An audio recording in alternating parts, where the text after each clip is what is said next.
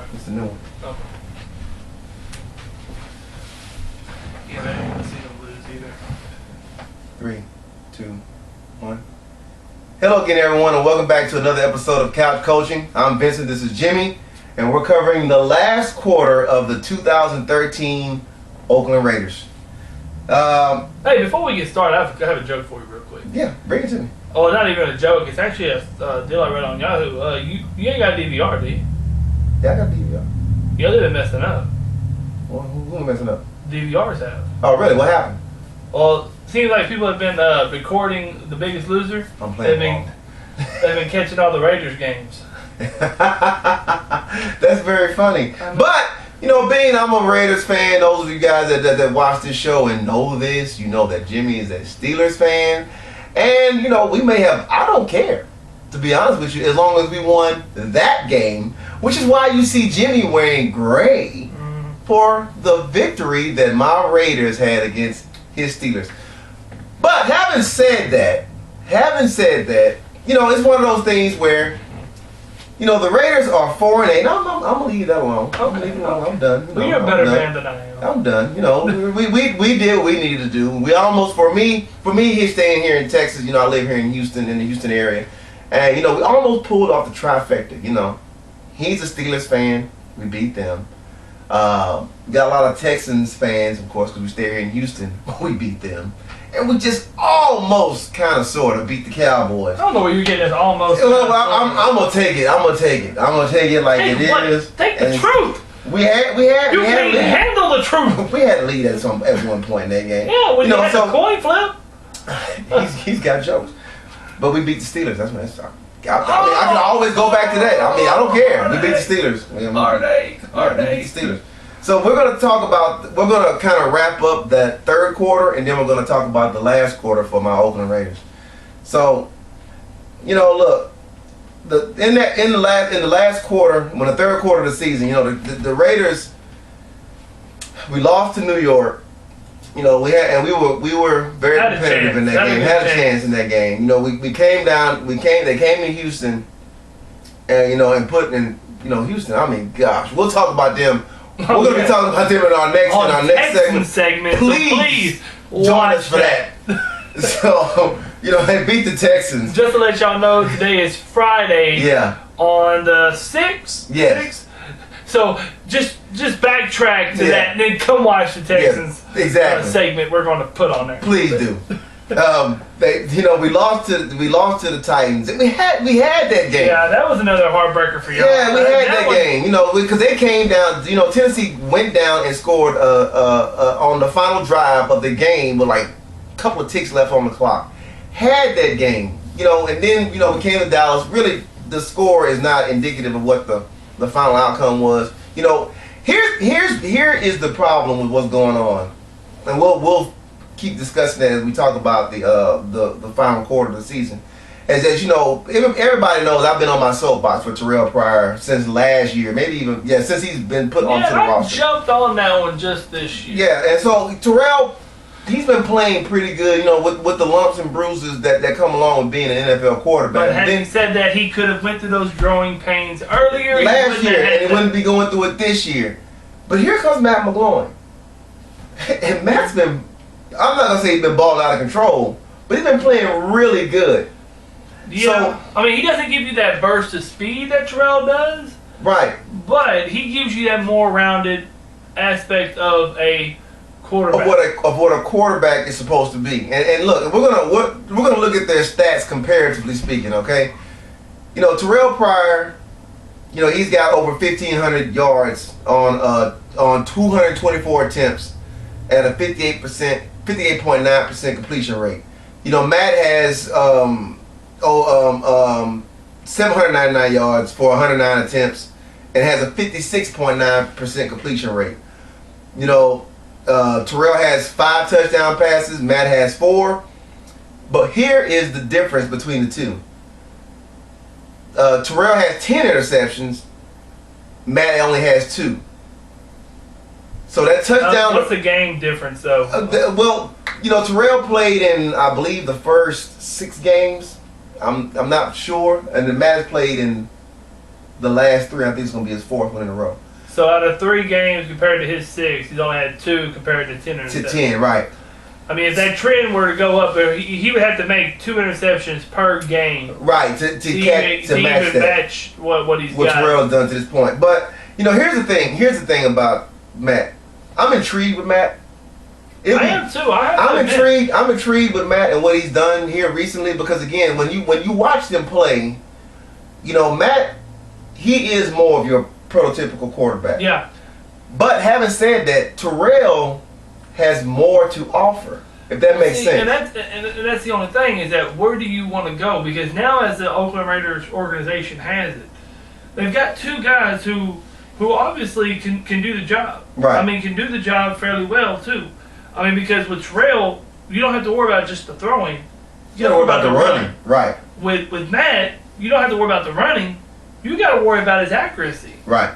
And so, I mean, so now you got a problem. Because obviously you can't keep both of them on your roster and satisfy both of them. Well, right, and here's the thing, and so I don't know what they're going to do going forward because look. So let me ask you this: yes. As me asking you as a fan of a diehard Raiders fan, right?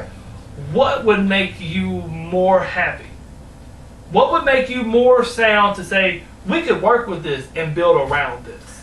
For me personally, I think Terrell Pryor is who you go forward with. That's just me personally.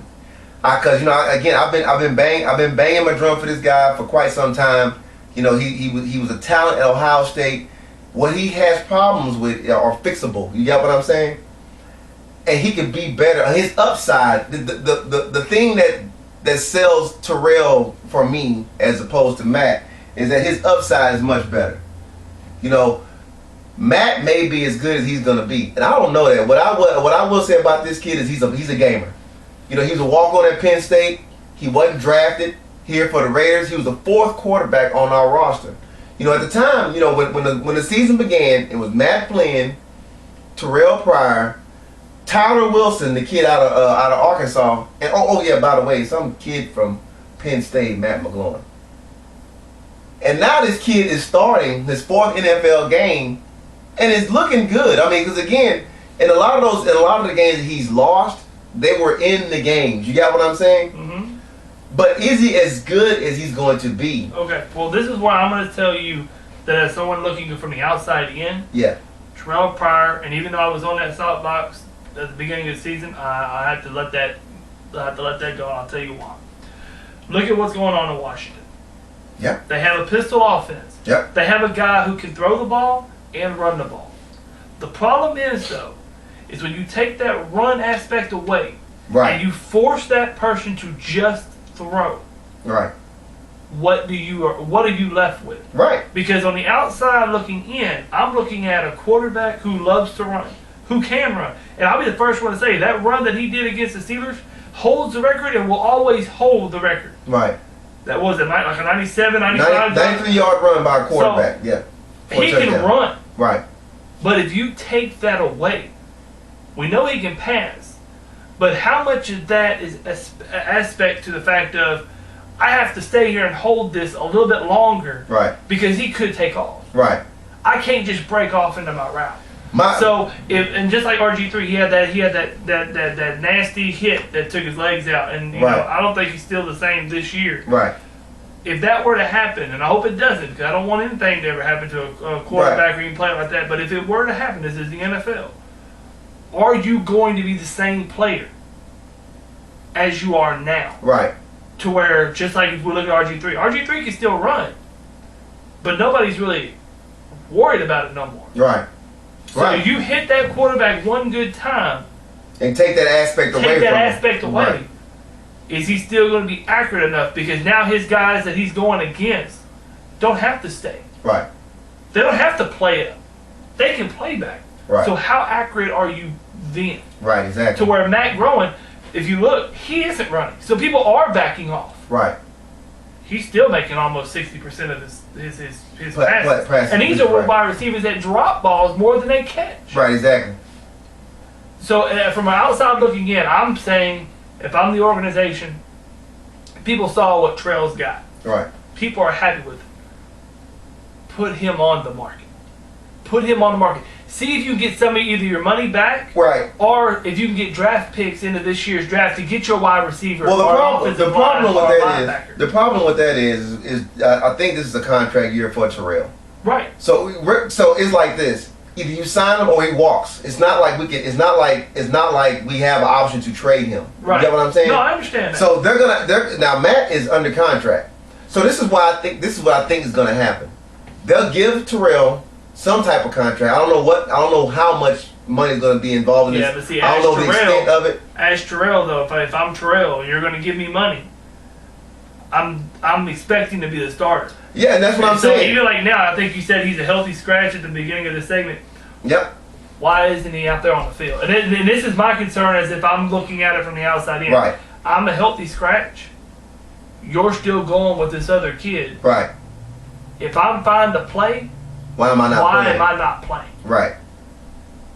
And this is the same problem he's had last year when they brought in when Carson Palmer was there. Right. I'm good to go. Why am I not playing?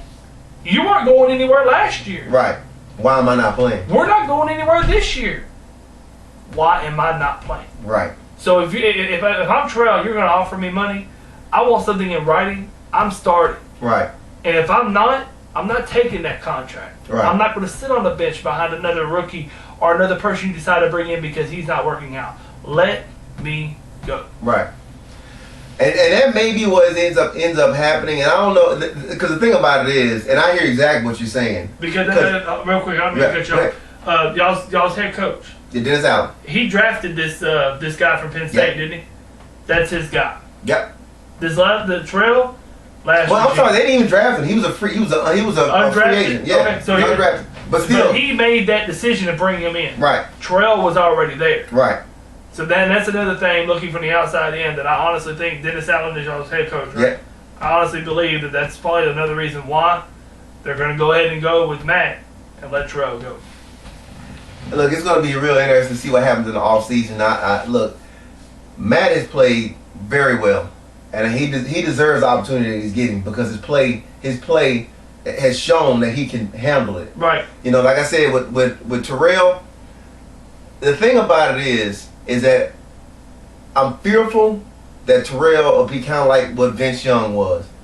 Once you make him throw and keep him in the pocket, then what is he gonna do? Right. And that's my only concern with Terrell. Like I said, I want him to be successful. I want him to stay a Raider. This kid is first round talent. We gotta steal. Yeah, no, I agree. We gotta steal. No, I mean I agree with that because I watched him play. I was there with you and I watched him play. This kid can make the throws, but I'm wondering how much of it is the fact because they know he can run. Right. Is the reason why he's able to make these throws. Right. It's because if he's able to make these throws and they're not worried about him running, then by all means, man, this guy is someone y'all need to keep. Right. Because if he needs to turn on the burners like Russell Wilson don't need to run. Right. But he still can throw. Yeah, but he can run if he needs to. Right. So it's how much do I need to impact the game by running? Right. And how much do I just need to sit back here in the back and throw and be what I am? Yeah. I totally agree. I mean, if he's that guy, then y'all got that steal. That's first round talent. Right. Y'all didn't really pay anything for him. Right. Exactly. But again, if he's not, I don't think he'll be. I can tell you this much right now. If you offer him a contract, he's not going to be happy sitting on the bench. Yeah, and I don't foresee him sitting on the bench. And I don't even know if Matt would be happy being his backup. I don't know. Especially when Matt's playing. This is what I'm going to say. This is what I hope can happen. You know, Matt, look, if the Raiders didn't give him an opportunity, would Matt McGloin be on somebody else's roster? Would he be an NFL player? No, I don't think he would because nobody knew nothing about him. So this is what I'm going to say. I don't know if this kid, from what I heard some of the interviews that he had from some of the broadcasters speaking with him, I don't know if he'd be happy just being a backup. You got what I'm saying? Right. But having said that, I hope that they can find a way to keep him and Terrell happy and keep them both in Raiders uniforms. Well, what I can see happening is that Terrell being a starter from this point on. Because like you said, he does have more upside because he can run the ball. Yeah. All right? And then since Matt is still under contract, if he is a good enough quarterback, you could trade him off. Right. You could trade him off to a Jacksonville that has picks. Right. To another team that needs a backup or someone else who needs a quarterback. Right. I mean, just throwing it out there, Minnesota.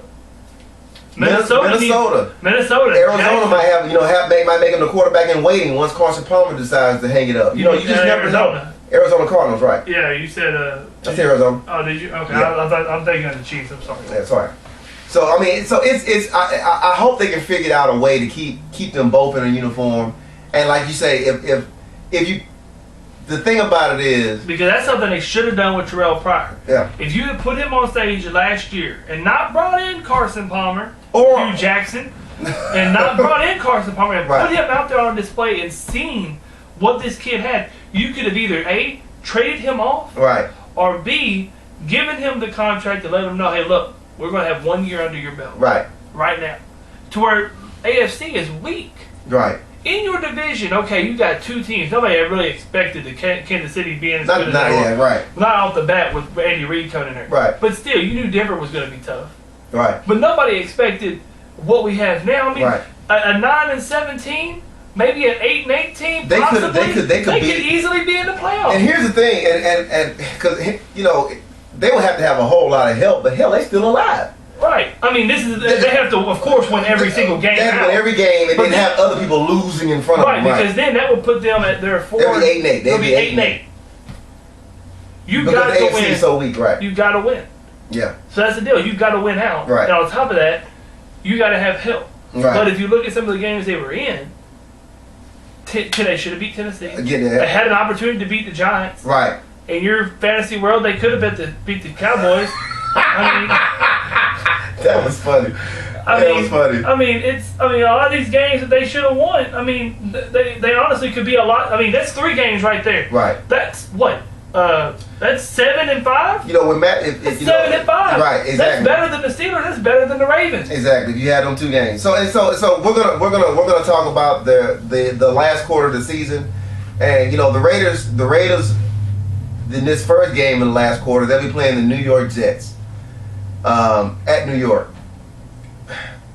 The only thing the defense concerns me in New York. I'm just gonna say that. The Jets defense is what really concerns me too because they're run stopped heavy, and Rashard Jennings is really what's leading that team. I like that dude, man. I like him. Darian is gone. Darian McFadden is gone. Yeah, he's done. Y'all can go in. All y'all Run DMC support. Yeah, Run DMC can run out the door. Yeah, I do this for you. I'll tell you what.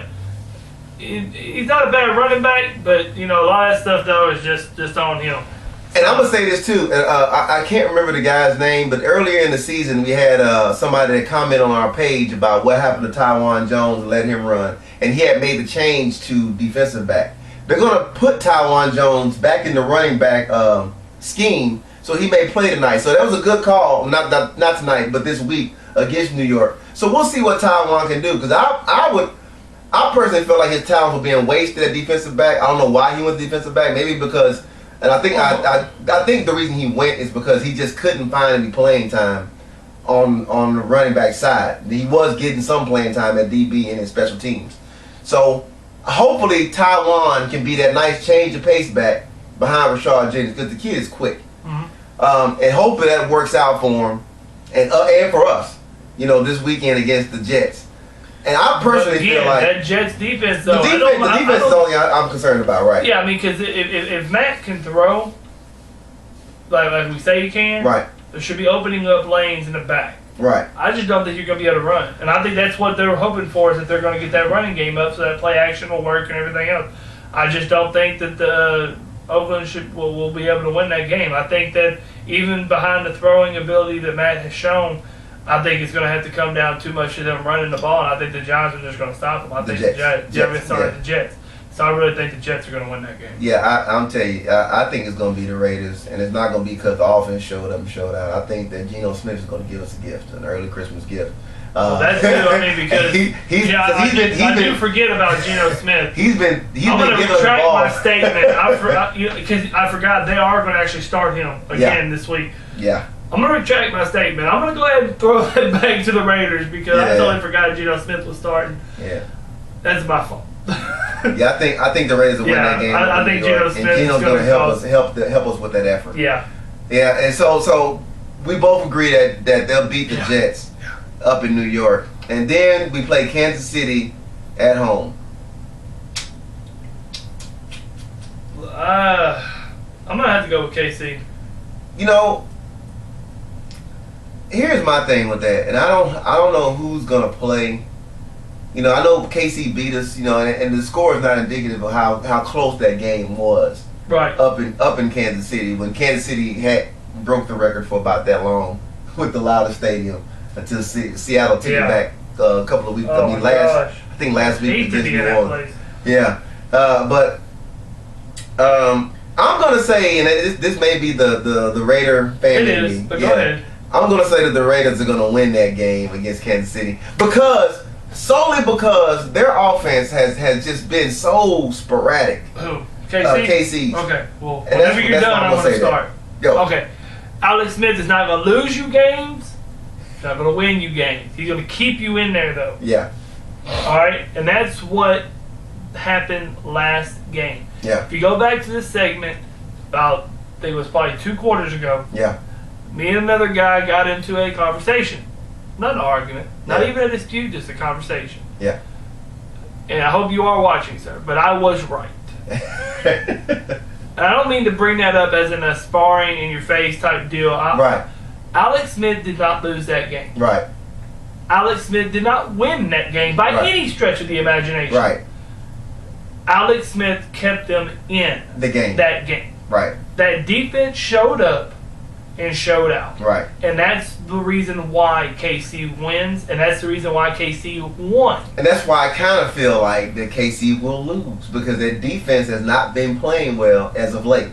Yes, but again, having said that, when you go back and look at what's going on that defense, yeah, they got a lot of injuries. Yeah. They got a lot of injuries, but I still feel that with that offensive line that Raiders have, they should still be able to to generate at least a couple of sacks coming to it. Right, exactly. So, I mean, when all else fails, Alex Smith isn't going to win you games, not going to lose you games. It's going to keep you in the game. And I think what ended up happening is that when you get to that pressure, just like we saw with Terrell, and it's fourth quarter, and you got to make a play, and you're starting to rush things, and all of a sudden you get a pick. Right. That's what happens. Yeah. Because you're like, okay, look, we're tied. We've been tied for so long. I need to make this play. We need to get this ball going.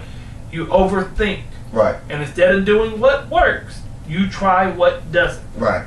And that's what ended up happening. When they tried to throw that ball, kind of fluttered a little bit, KC picked it up. Why? Because he just didn't look at all his options. He was in a hurry. Let's go. Right. And that's what ends up happening. Exactly. And that's what Andy Reid likes to do. He likes to get those games that are real close. Exactly. He likes to get into those games and make you overthink as a quarterback and make you defeat yourself. And that's what happened. And that's what happened in that game. So we're split on that game. And then we'll be playing the San Diego Chargers in San Diego the following game.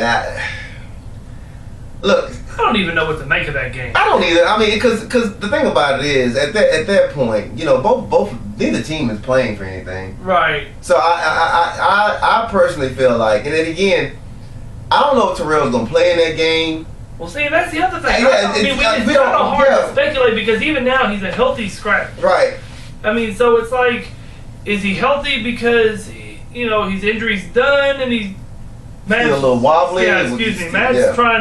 Matt's doing such a great job. Is that the reason why he's a healthy scratch, or is it because they really just want to give him just that extra week to really get everything under his belt, or what? But it's kind of hard to really pick. I like the way San Diego has been playing. Their offense has started to click here as recent. Right. So I'm still liking the Raiders, though. I mean, I just like their defense better than that offense of San Diego. Right, so exactly. I'm going to go with the Raiders. Yeah, I'm going to go with Raiders too. I mean, because is that like a two-sided coin? Yeah, exactly. I got heads is a Raider, tails is a Raider. Yeah, exactly. What else you thought? What do you thought? Yeah, it's a two-sided coin. Both sides got the Raiders' head on it. So yes, the Raiders going to win that game. You know, because again, it's just really hard to say, but I think that the Raiders will win that game. And then the last game of the season to be against the Denver Broncos. Okay. And I'm not going to. The only way that Raiders win this game is if Denver just decides we've already clinched. We've already clinched. We got home field advantage. and you already know Peyton Manning's ankles are already sore as they are. If they just tell Peyton, come on out. Just come on out, rest up. They'll play. So he may play. So he'll play like the first quarter. The first quarter, that'll be it. And that'll be it. Just to take him out because, again, you don't want to get him hurt before the playoffs. Right. You're already going to have a bye week. So let him rest up. Let him continue resting. Let his ankles heal up some more until you're going into your bye week as healthy as you can possibly be. Right. So that's the only way. And it's kind of hard to pick that game because we know they're going to be going against someone who's going to the playoffs. Yeah. Because I mean, no, they're gonna. Because at this point, I didn't mean to cut you off. I'm sorry. No, go ahead. But at this point, we'll know, and I'm pretty sure that they'll have a bye. If history repeats itself, they'll have a bye. Will have a bye. The only way, that's what I'm saying. So I mean, if Peyton plays, he'll play the first quarter. If they just decide that look, it's just better not even to play you at all, they may end up, putting you out for the season, and we're gonna be screwed. Right. Then if he plays at all, so I mean, I feel the Raiders will win that game. I think so too. Just because, just for all the things you just mentioned. Right. Because I'll tell you what, if John Fox does put him in there for the whole game, and they've already clinched home field in the bye week, and Peyton gets hurt, John Fox is dead. Not fired, but dead. He's gonna be dead. That heart attack he had is going to kill him. I can promise you that. John Elway will find a way to give him some spicy food on the sideline or something and kill him. Because you don't pay that money and win and clinch and all that kind of stuff just to play him against the Raiders. Right. You just don't. Yeah, had that been against New England or another team that was going to battle you for first and second, I could see, we need this. But not that game, not this judgment season. No, right. So I think the Raiders will win that game. So the way I have it is they'll be 3-1 the last 3-1. Yeah. You have them going. I have them going undefeated, but they'll probably be 3-1. I don't know who that one loss will be against, but I'm thinking they'll be 3-1 because I'm thinking the exact same thing against you as you. On paper, Denver's would win that game going away. Oh, but yeah. I mean, that last game is not going to mean anything to them. So they'll play the first quarter of the season. Yeah, if that. Yeah, they may play the first series just to get him warmed up enough to where he feels comfortable. Maybe show a little bit something extra on film to have the other team look at it whenever they go to practice. But I mean, other than that, I don't see him playing. Yeah. I think that the Raiders will easily, win that game. Right. Because I don't even know who the backup is to Peyton. Yeah, we'll find out that day. They might have Painter back there. I don't know. No, I know it's not him. That much I do know. They may have Painter back there. Hey, Peyton, you think we can bring Painter in, man? Are you playing with me? Are you joking? I don't want Curtis nowhere around me. We'll pay him $100 million too. We sold enough jerseys.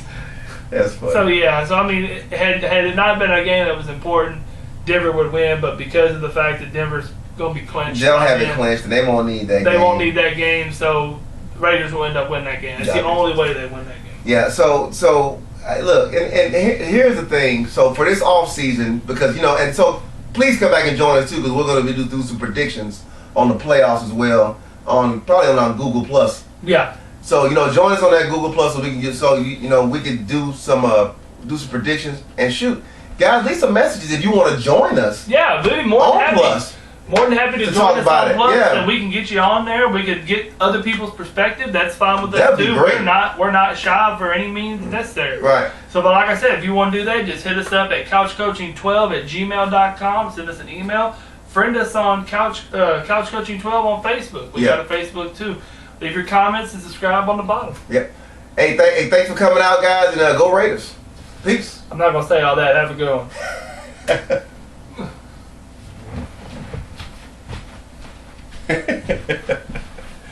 I almost got you to say it.